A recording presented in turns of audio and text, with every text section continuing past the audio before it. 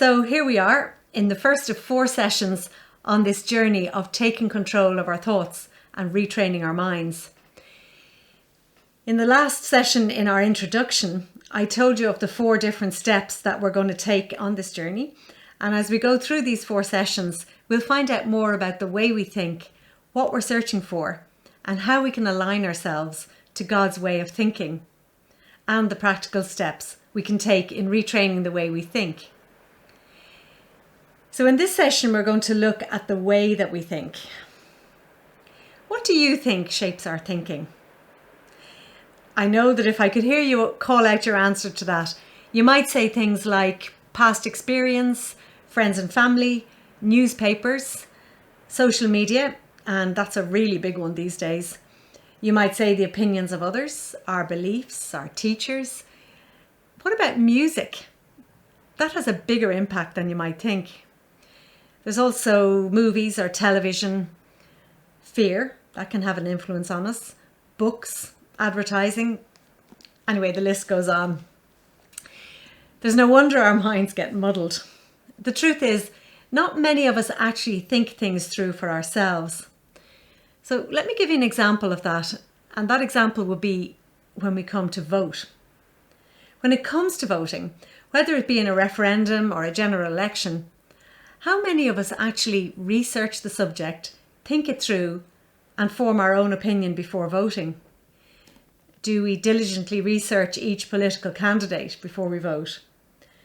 Well, I've no doubt that some do, but I would hazard a guess and say that the majority of us are influenced by the way our peer group are voting, and generally vote in the same way.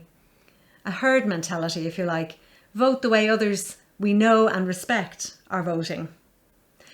My parents always voted for candidates from one particular political party, and I won't say which one it is. And as a result, I've always voted in the same way. And I'm sure I'm not alone in this. I'm trying to be different. Many people are shaped by the latest fad on social media. We can be influenced by what we watch on TV or on our screens.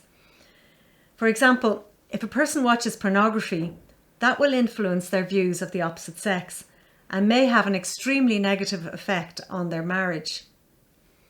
What we see with our eyes has a big effect on us.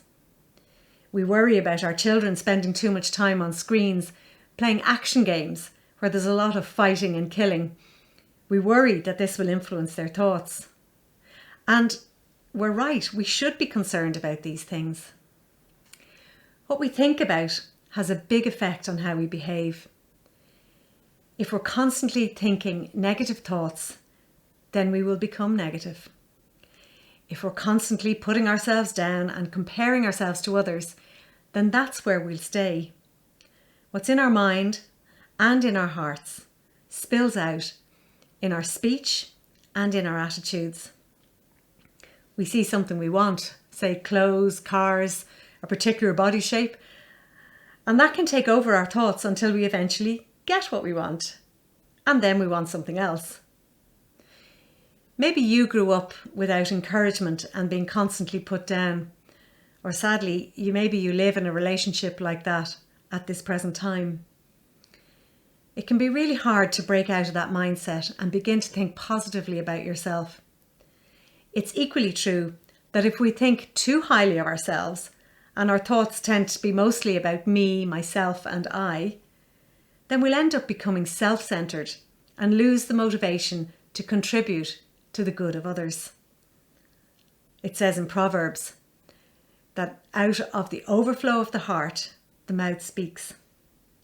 This goes for our minds as well. If we're constantly feeding our minds with the wrong things, it will overflow into our lives, into our words and our actions. We can speak lies into our minds, telling ourselves that we're not good enough, we're not loved, we can't depend on anyone, we don't matter. If we feed our minds with such thoughts, then that's what we'll begin to believe. Dr. Caroline Leaf, who's a communication pathologist and a cognitive neuroscientist, says this. She says that thoughts are real things that occupy mental real estate. As we are thinking, We are choosing and building thoughts inside our brain. So let me ask you this question.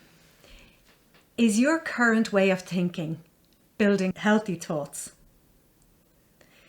In all that influences our thoughts, it's often difficult to discern who is right and who is wrong. For example, a recent former president of the United States, who shall remain nameless, said some wacky things, and a lot of us thought he was so wrong.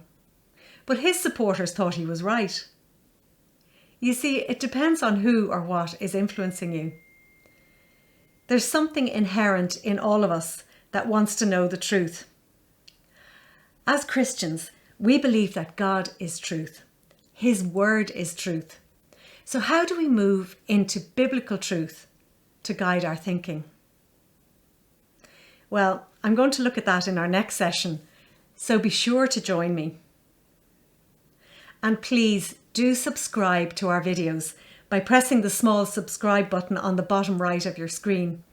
This way, you'll know when we post our next videos.